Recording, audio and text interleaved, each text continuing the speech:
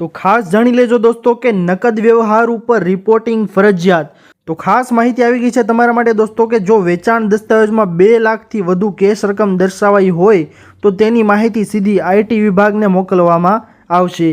આ નિયમ છે દોસ્તો તે કાળા નાણાંને રોકવા માટે મહત્વનો નિયમ છે તે બનાવવામાં આવ્યો છે। તો ખાસ માહિતી જાણી લેજો દોસ્તો કે તમે જો વ્યવહાર કરતા હોય દસ્તાવેજની અંદર તો તેની અંદર તમે ચેક અથવા તો આરટીજીએસ અથવા તો ઓનલાઈન પેમેન્ટ છે તેને દર્શાવવાનું ખાસ વધારે આગ્રહ રાખો, કારણ કે જો તમે રોકડો વ્યવહાર દેખાડશો તો તેમાં આગળ જતાં તમને મુશ્કેલી પડી શકે તેમ છે।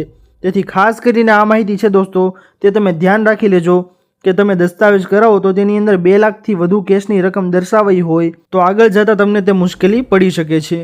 ત્યારબાદની મોટી માહિતી છે દોસ્તો આની જ અંદર દોસ્તો મહત્વનો નિયમ કે ખેતીની જમીનનું વેચાણ ફોર્મ। દોસ્તો આ પોઈન્ટ વિશે આપને જણાવી દઈએ કે આ કોઈ નિયમ નથી, પરંતુ જો તમે આ વસ્તુ ટ્રાય કરી શકો છો। જો આપની કચેરીએ ખેડૂત ખરા પ્રમાણપત્રની માંગણી કરતા હોય તો વેચાણ ફોર્મ પ્લસ દસ્તાવેજની નકલ પ્લસ 7/12 વગેરે વસ્તુઓ તમે એન્ટ્રી મંજૂર કરાવવા સમયે મામલતદાર કચેરીમાં આપો ત્યારે તમારે ફોર્મમાં ઉલ્લેખ કરવો કે સરકારશ્રીના પરિપત્ર મુજબ અરજી તારીખથી 25 વર્ષ જૂનું અગાઉનું ટાઇટલ છે તે ધ્યાને લેવાનું રહેશે નહીં તેવો પરિપત્ર થયેલો હોય જેને ધ્યાને લઈને નિર્ણય કરવા આપ સાહેબને વિનંતી, અને તે પરિપત્રની નકલ આ સાથે સામેલ છે તો તમારી નોંધ છે તે નામંજૂર થવાના ચાન્સ ઘણા ઓછા થઈ જશે।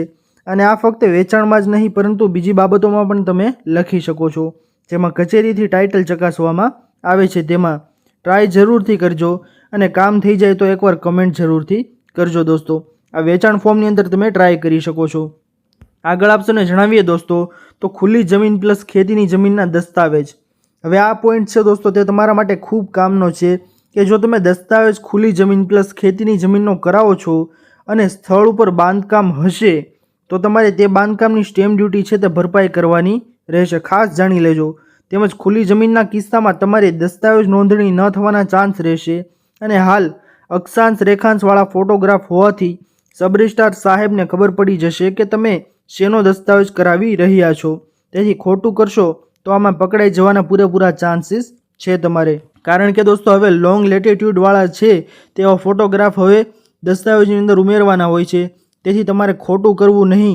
જો કરશો તો પકડાઈ જવાના ચાન્સીસ પૂરેપૂરા છે, તેથી આવું ન કરવું જોઈએ। ત્યારબાદ દોસ્તો આવી રહ્યો છે આપસોની સામે પોઈન્ટ કે જમીનના મકાનના ફોટોગ્રાફ। આ પોઈન્ટ પણ ખાસ છે દોસ્તો, જે મેં આપસોને લોંગ લેટિટ્યૂડ વિશે જણાવ્યું તેનું જ છે આની અંદર કે હવે તમે કોઈ પણ વેચાણ દસ્તાવેજ કરાવો જમીન મકાન દુકાન તો તેના અક્ષાંશ રેખાંશવાળા આલ્બમ સાઇઝના ફોટોગ્રાફ છે તે તમારે મૂકવા પડશે। અને તે ફોટોગ્રાફ છે દોસ્તો તે તમે કેવી રીતે પાડી શકો છો તો તેમાં કાંઈ અઘરું નથી, ફક્ત ને ફક્ત ગૂગલ મેપ કેમેરા છે તે તમારે ઇન્સ્ટોલ કરી લેવાનું છે તમારા મોબાઈલની અંદર, અને તેમાં તમામ વિગતો છે તમે કેમેરો ઓપન કરશો એટલે એલાઉ કરવાનું આવશે। તે એલાઉ કરી અને તમે ફોટોગ્રાફ પાડશો કોઈ પણ પ્રોપર્ટીના તો નીચે તેનું લોકેશન છે તેના લોંગ લેટિટ્યૂડને તે બધું દર્શાવવામાં આવશે, તેનું ગામનું નામ દર્શાવવામાં આવશે। તેથી તમે સામાન્ય રીતે તે ફોટોગ્રાફ છે તે તમારા ફોનમાં પાડી શકો છો અને ત્યારબાદ તે ફોટા છે તે આલ્બમ સાઇઝના આ પ્રકારના કઢાવી શકો છો। ત્યારબાદની મહત્વની માહિતી છે દોસ્તો આપસોની સામે કે આધાર કાર્ડ સાથે ફરજિયાત લિંકિંગ। દોસ્તો વેચાણ દસ્તાવેજમાં ખરીદનાર વેચનાર બંનેના આધાર નંબર ફરજિયાત છે।